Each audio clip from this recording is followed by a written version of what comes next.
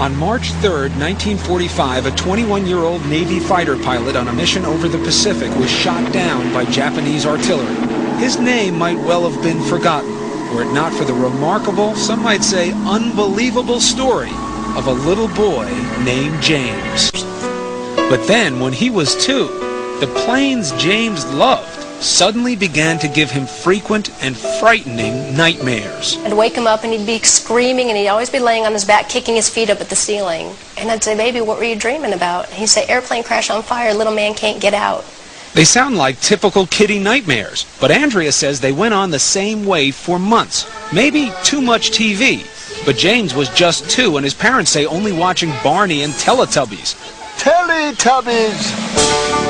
And Andrea and Bruce say they weren't watching World War II documentaries or conversing about military history.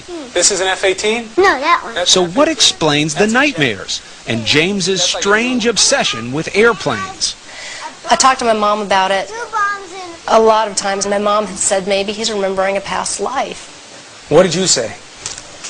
Politely, baloney. No, having a past life is not the initial conclusion that you come to. You try and figure out any other way he could have. Did he see anything? Has there been anything on television, anything that we've discussed? But as time went by, Andrea didn't know what to believe. Here's James at age 3, going over a plane as if he's doing a pre-flight check. He would continue to say and do things that were puzzling, like the time his mom bought him a toy airplane. And I said, "Oh, look, there's a bomb on the bottom of it." He said, "That's not a bomb, Mama, that's a drop tank." A drop tank? I'd never heard of a drop tank. I didn't know what a drop tank was. His parents say between the ages of 2 and 4, James would reveal extraordinary details about the life of a former fighter pilot, mostly at bedtime, when he was drowsy. Bruce said, "What happened to your plane?" He said, "It crashed on fire." And Bruce said, "Why did your airplane crash?" And he said, "It got shot." And Bruce said, "Well, who shot your plane?" And I'll never forget the look on his face. He went, "Oh, the Japanese!" Still, despite these extraordinary stories, Bruce remained dubious. Almost to prove they couldn't be true, he began to piece together the details James was sharing. And what he found, he says, shook him to the core. For in many instances, the stories appeared to match the facts.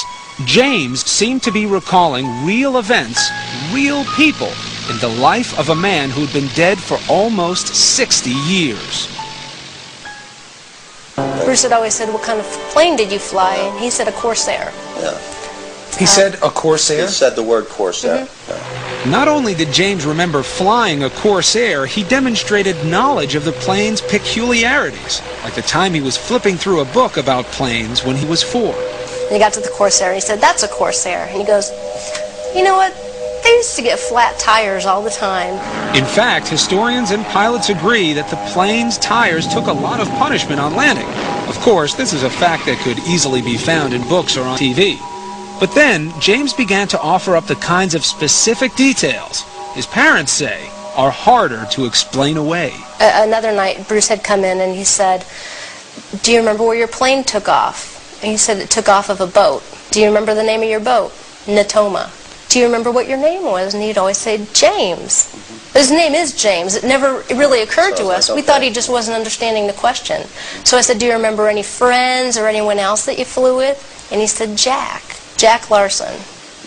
Bruce began doing some research. Almost immediately, he discovered that the Natoma was an actual ship, a small aircraft carrier in the Pacific called the Natoma Bay. And Jack Larson, the Navy buddy little James recalled? Well, it turns out there was a pilot named Jack Larson who served aboard the Natoma Bay. In fact, he's alive and well and living in Arkansas. And it was like, holy mackerel. I mean, really, you could have poured my brains out of my ears. And I just couldn't believe it. And there were more clues.